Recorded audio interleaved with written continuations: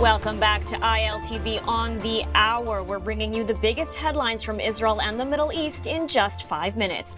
I'm Ladar Lazi, and today is day 737 of the war in Gaza. Let's get into all the top headlines at this hour. Israel's security establishment has confirmed that the Israeli hostages will be released tomorrow morning at approximately 6 a.m. and not tonight, as many reports earlier suggested. Additional reports are now saying that the bodies of the murdered hostages will be released immediately after those of the living. Additional reports are also claiming that Hamas has set up 3 different locations across the Gaza Strip from which the hostages will be transferred to the Red Cross. All this to have the hostages back in Israel by the time U.S. President Donald Trump arrives. And in Israel, preparations are underway to receive the hostages. The IDF is preparing the Re'im military base, where the living hostages will be reunited with their family members before being brought to one of 3 major hospitals. The dead will be brought to the Abu Kabil Forensic Center and later be brought to burial. All of this set to take place tomorrow early in the morning. Meanwhile, President Trump's schedule still stands as follows. The president will arrive at 9:20 a.m. Israel time tomorrow. He will then continue to the Prime Minister's office in Jerusalem to meet with the Israeli Prime Minister Benjamin Netanyahu before meeting with the families of hostages and addressing the Knesset in Jerusalem. Shortly after his address, Trump will travel to Egypt to sign the official document of the deal. And these are momentous days, and as Steve Witkoff proudly said at the Western Wall yesterday, we're very happy, and we're very happy that hopefully the hostages will be out on Monday.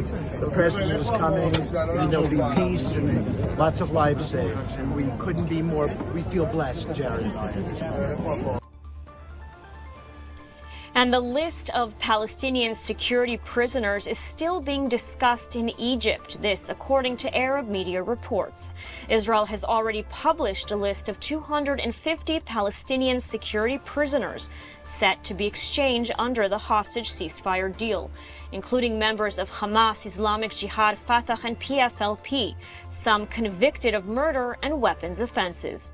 Some of the terrorists will return to homes in Judea and Samaria or even Gaza, while others will be deported to countries willing to accept them.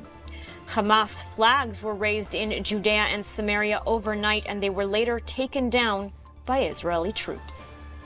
And as Israel prepares for the hostage for prisoner exchange, troops of the 98th Division are concluding 2 years of intense battles against Hamas terrorists inside the enclave.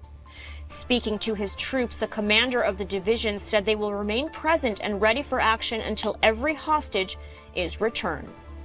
Footage shows Southern Command troops adjusting operational positions in the Gaza Strip following instructions from the IDF's chief of staff and Israel's defense minister. Defense Minister Katz tweeted on X that Israel's biggest challenge once the hostages are returned will be destroying the Hamas tunnels that remain in the enclave with the American-backed entity or Trump's Board of Peace. And Katz has instructed the IDF to do so accordingly. And with the IDF agreement of a pause in fighting, the Mawasi corridor near Gaza's coastline saw a massive exodus over the weekend. Hundreds of thousands of Gazans are now moving north with the implementation of the temporary ceasefire. And as part of Trump's peace deal, Israel's border crossings are now open, allowing the entry of over 500 humanitarian aid trucks. And this, according to COGAT, Israel's coordination of government activities in the territories, confirmed that this morning that the aid includes both essential food items and fuel tankers. Footage from Reuters confirmed that the trucks have made it into Khan Yunis and are said to be in the hands of UN officials for distribution. And that's it for this edition of ILTV. Stay tuned for further updates on the hour. Download our app by scanning the QR code on your screen. I'm Ladar Lazi. Thanks for watching.